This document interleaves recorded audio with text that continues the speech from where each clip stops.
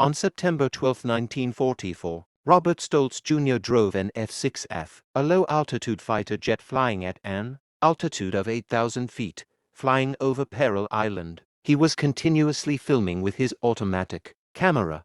His orders were very simple. He took photos of the northern airport, and then returned to the aircraft carrier of the yellow flag. The intelligence department assured him that the airport had been abandoned, and that it might have been damaged in the previous bombing. But when Stoltz looked down, he was cold all over. The airport below was full of Japanese fighter jets, 300s, Chinese-style bombers. Dozens of fighter jets were lined up, and the old barrels were neatly piled up. Ground personnel were busy surrounding each aircraft. There was no spare parts here. They were preparing for a large-scale attack. Stoltz quickly counted. At least 40 fighter jets were loaded with fuel and weapons, and he knew exactly what these fighters were waiting for. 2 days later, 80,000 Marines would launch one of the largest scale two-stage attacks in the Pacific War on the beach of Peril Island. The invasion fleet was on its way to the island. These 40 Japanese fighters were preparing to bring them ashore and destroy them. Stoltz's training rules were clear. He found enemy radio reports. He went back to the base, and the command decided to respond. A reconnaissance plane pilot's duty is to observe and report, not to participate in the battle, especially alone in the airport full of high explosives. But Stoltz also knew the military official style. When he landed, he submitted a report. The command formed an attack team. It would take hours or even a whole day. The Japanese would evacuate the fighters, hide them in the rocks, or even worse, take off and attack the fleet. 3 days later, the Marines who were about to land on the beach had no time to wait for the formal procedure. They needed to destroy these fighters now, not tomorrow. Stoltz roamed to a higher place to observe the layout below. The Japanese made a fatal mistake in a hurry. The fighters were placed too close together. The fuel tanks full of explosives could trigger a chain reaction that engulfed the entire airport. He checked the fuel tanks. 6 tanks, 50 caliber Browning machine guns, a total of 2,400 rounds, continued to fire for about 12 seconds. These ammunitions were not enough to destroy 40 fighters one by one, but enough to ignite a huge fuse interaction. Before continuing the previous story, I would like to know where you are from and how much you know about the Battle of Peleliu. Welcome to leave a comment below and tell me if you've heard of the attack on Stoltz. Robert Stoltz is not a reckless pilot. At the age of 28, he has carried out 63 combat missions, survived the battle with the Zero-Wing fighter, attacked and reinforced the battlefield under fierce artillery fire, and successfully landed on the aircraft carrier in the storm that caused other pilots to stop flying. He knows the difference between courage and suicide, and what he is considering at the moment is that he is walking on the edge of the two. If an attack is launched, all the high explosive guns on Peleliu Island will aim at him. He will be alone, not able to suppress the ground fire or cover the evacuation.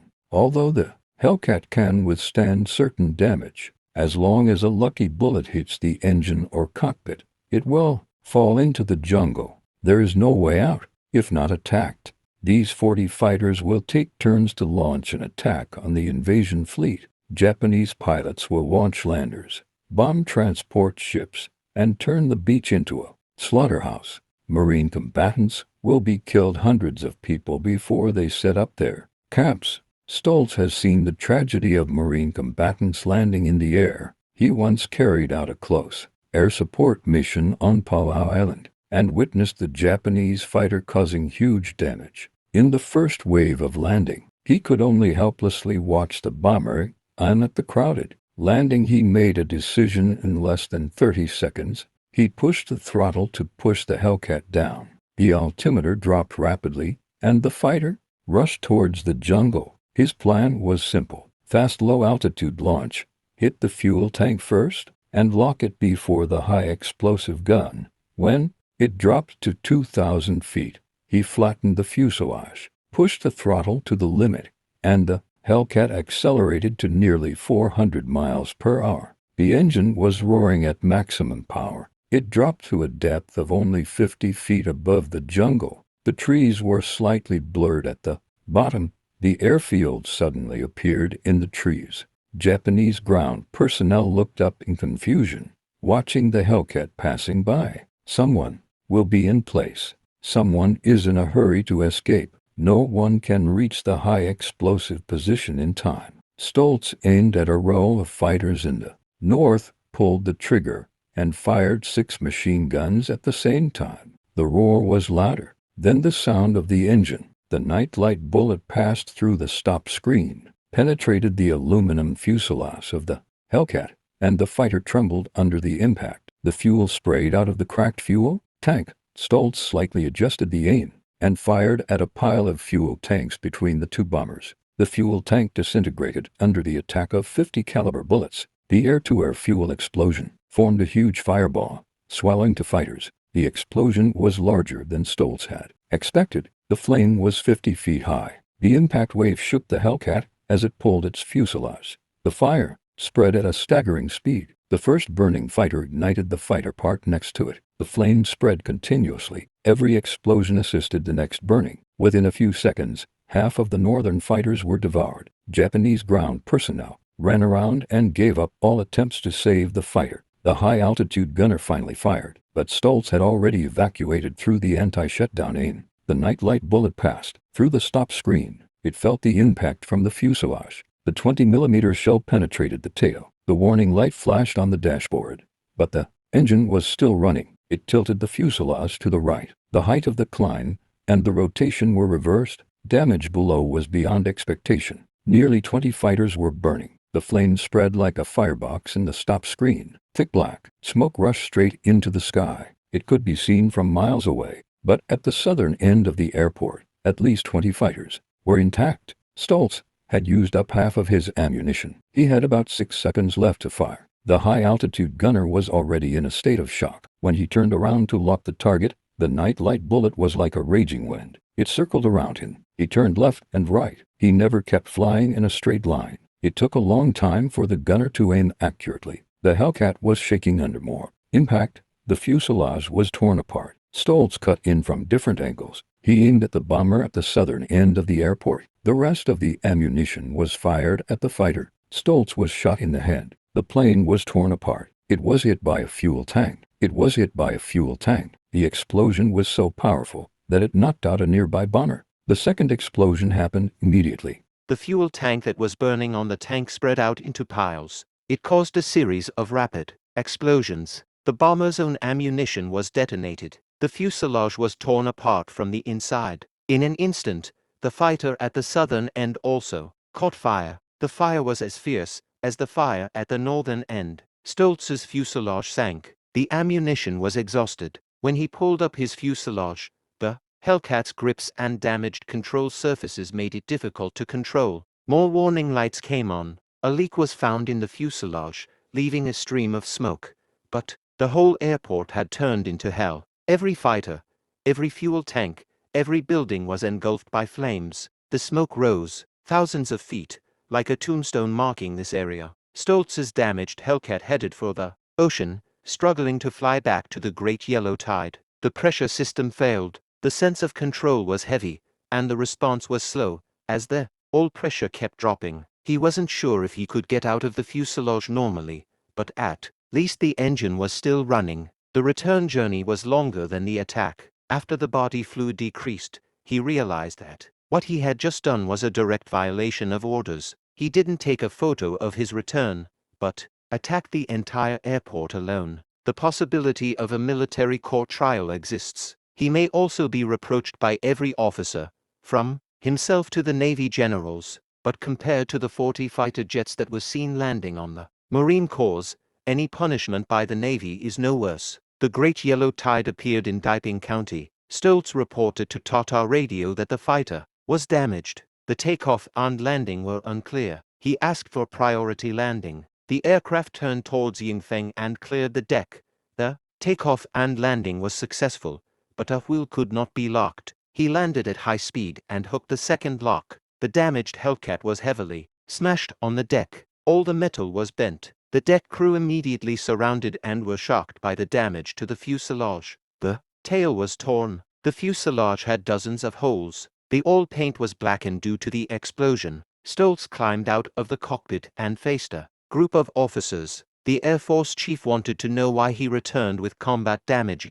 The reconnaissance mission. The Air Force commander wanted to know why he broke the radio silence. The intelligence officer wanted to know what happened on Peril Island. Stoltz's report was simple. The airport was not abandoned, but full of aircraft ready to attack the invasion fleet. He had destroyed all of them, 40 aircraft. It took only 8 minutes from start to finish. The officer stared at him. The intelligence officer asked him to repeat the numbers. One pilot drove one aircraft to destroy 40 enemy aircraft. It seemed impossible. The reconnaissance photos confirmed this. The next day, Peril Island's northern airport was completely destroyed. No aircraft could be used. The aerial photos showed the remains of 40 Japanese warplanes scattered on the black parking lot. The fuel tank turned into a bomb pit. The buildings turned into rubble. The intelligence officer corrected the assessment of the Japanese Air Force on Peril Island. On the same day, the Marines landed on the beach under full air control. The threat from Japan was eliminated by a pilot who refused to obey orders.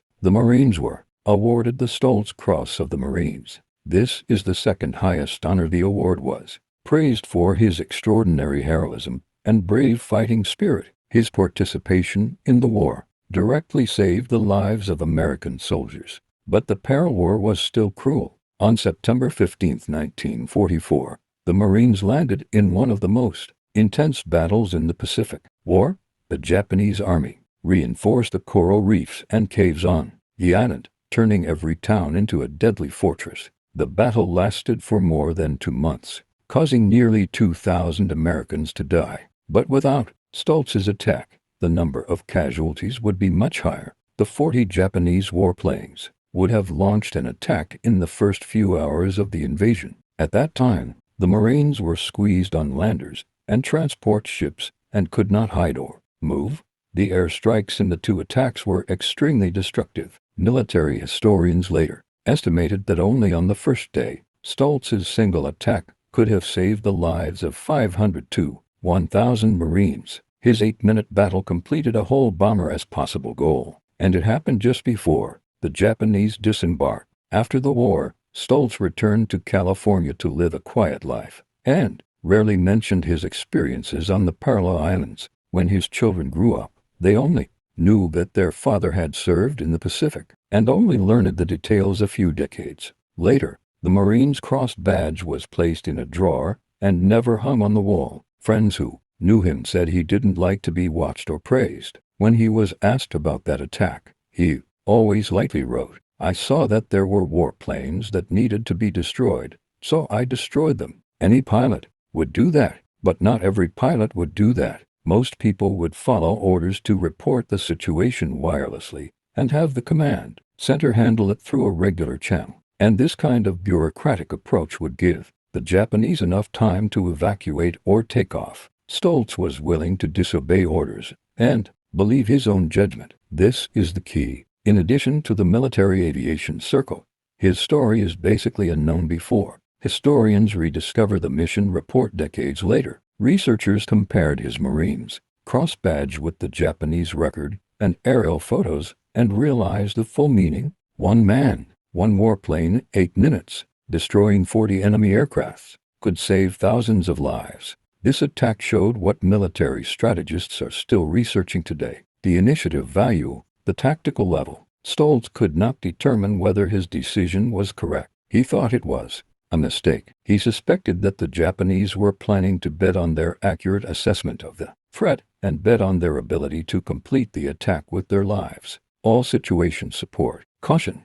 obey orders, report the situation, and let the superior decide. But Stoltz understood that sometimes people who witness the scene are more accurate than the commander who looks at the map a few miles away. He was willing to believe his own assessment, even if it means directly disobeying orders. This reflects the principle of the commander's intention. The Navy did not order him to attack the airport, but sent him to protect the invasion troops. He understood the intention behind the mission and made adjustments when necessary. The Navy gave him the Navy Cross, not a military court trial. He officially recognized this. They understand that strict obedience to orders will lead to disaster. Stoltz's defiance is actually the highest form of following orders, not instructions. Modern fighter pilots learn Stoltz's attack cases not only because of the flying skills shown in it, but also because of the decision-making ability under pressure. Military instruction.